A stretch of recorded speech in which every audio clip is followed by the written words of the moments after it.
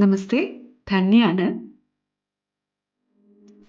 ഇന്ന് നമ്മൾ കറിവേപ്പില വെച്ചിട്ടൊരു രുചികരമായ ഒരു പൊടിയാണ് ഉണ്ടാക്കാൻ പോകുന്നത്. വീഡിയോയിലോട്ട് പോകാം.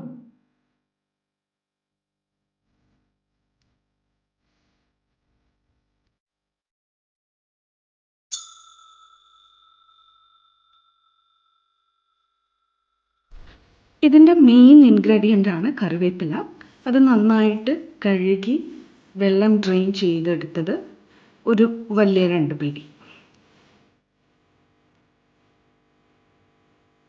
കുരുമുളക് 1 ടീസ്പൂൺ വേണം.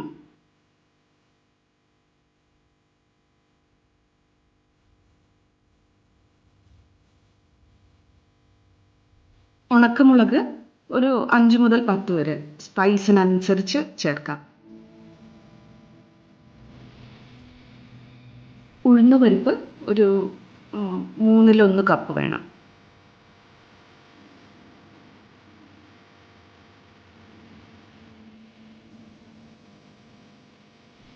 ശർക്കര ചീകിയെടുത്തത് 1 ടീസ്പൂൺ മുതൽ 1.5 ടീസ്പൂൺ വരെ എടുക്കാം. വെളുത്തുള്ളി സ്കിന്നോട് കൂടി നല്ലോണം കഴുകി വൃത്തിയാക്കി ഉണക്കിയത് ഒരു വലിയ തുടം വെളുത്തുള്ളി എടുത്തിട്ടുണ്ട്. പെരുങ്കായപ്പൊടി ഒരു 1/2 ടീസ്പൂൺ. പുളി ഒരു 20 ഗ്രാംസ്.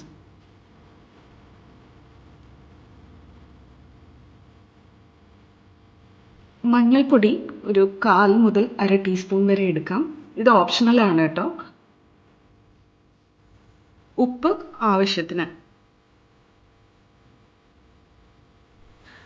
ഒരു ഹെവി ബോട്ടം പാൻ അടുപ്പത്ത് വയ്ക്കുക. മീഡിയം തീയിൽ മാത്രം.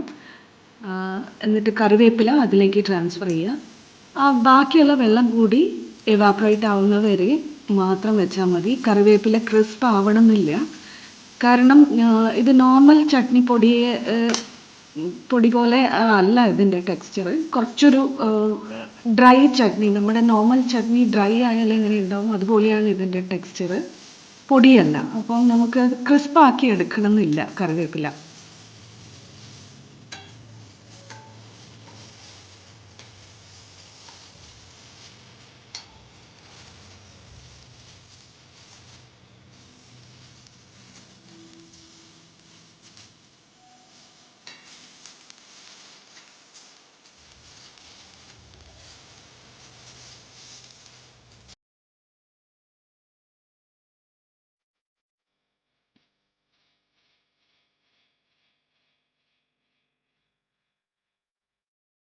ഇതപ്പം കറിവേപ്പിലയുടെ വെള്ളമൊക്കെ വലിഞ്ഞിട്ടുണ്ട്. എന്നാൽ പൂർണ്ണമായിട്ടും അങ്ങോട്ട് ഉണങ്ങി ക്രിസ്പായിട്ടില്ല. ഈ പാകമാണ് നമുക്ക് വേണ്ടത്.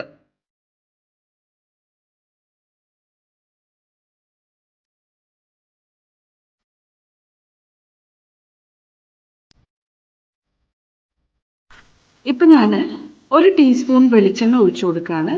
ഇത് കറിവേപ്പിലയുടെ മണവും രുചിയും ഒന്ന് എൻഹാൻസ് ആക്കും.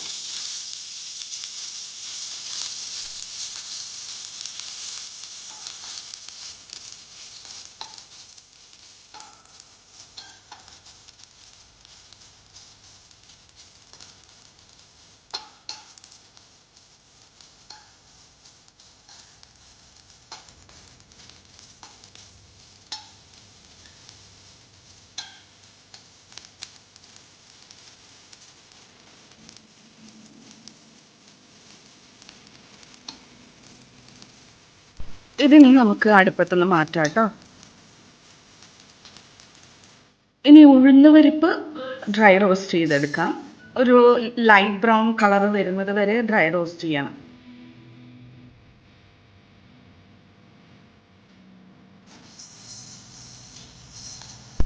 ഇപ്പോൾ ഉഴുന്നുപരിപ്പ് റോസ്റ്റഡ് ആയിട്ടുണ്ട്. ഇനി നമുക്ക് വേറൊരു പാത്രത്തിലേക്ക് മാറ്റാം.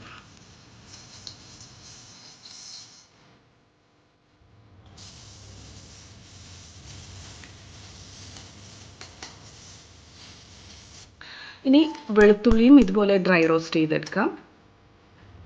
വെളുത്തുള്ളിയുടെ സ്കിന്ന് ഒന്ന് ബേൺ ചെയ്യാൻ തുടങ്ങുമ്പോൾ നമുക്ക് തൊട്ട് നോക്കിയാൽ അറിയാം, നമുക്ക് തൊടാൻ പറ്റാത്തത്ര അങ്ങനെ പൊള്ളും. ആ സമയത്ത് നമുക്ക് വെളുത്തുള്ളി മാറ്റാം, അടുപ്പിൽ നിന്ന് മാറ്റാം.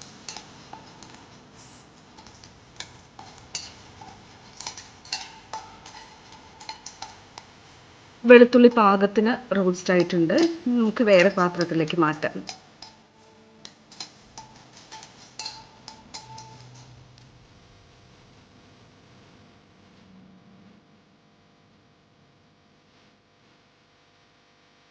ഇനി നമുക്ക് ഉണക്കമുളകും കുരുമുളകും വറുത്തെടുക്കാം.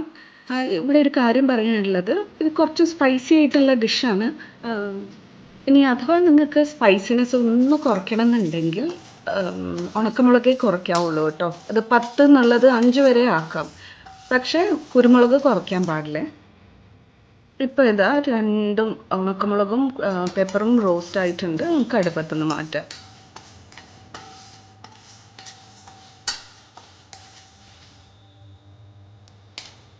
ഇപ്പോൾ ഡ്രൈ റോസ്റ്റ് ചെയ്യേണ്ട ഭാഗമൊക്കെ കഴിഞ്ഞു. ഇനി ഇതിലേക്ക് ഈ ചൂടായിട്ടുള്ള ഈ ഡ്രൈ റോസ്റ്റ് ചെയ്ത ഇൻഗ്രീഡിയൻസിലേക്ക് കുറച്ച് സാധനങ്ങൾ കൂടി നമുക്ക് ചേർക്കാനുണ്ട്. നോക്കാം. മഞ്ഞൾപ്പൊടി 1/2 ടീസ്പൂൺ, കായം 1/2 ടീസ്പൂൺ, പുളിയും കൂടെ ചേർക്കുന്നു കേട്ടോ. ചീകിയെടുത്ത ശർക്കര, ഉപ്പ് പാകത്തിന്. ഇനി എല്ലാം കൂടെ ആ മൈൽഡ് ഹീറ്റിൽ തന്നെ അരച്ചെടുക്കണം. ഇതുപോലെ തരിതരിപ്പായിട്ട് അരച്ചെടുക്കണം. ഈ ഒരു ടെക്സ്ചറിലാണ് നമുക്ക് കിട്ടേണ്ടത്. ഇഡ്ലിക്കും ദോശയ്ക്കും വേണ്ടി അരയ്ക്കുന്ന ചട്നി പൊടി, കറിവേപ്പില പൊടി പിന്നീട് ഒരു വീഡിയോയിൽ കാണിക്കാം കേട്ടോ. ഇത് വീട്ടിൽ ട്രൈ ചെയ്ത് നോക്കിയിട്ട് ഫീഡ്ബാക്ക് പറയണേ.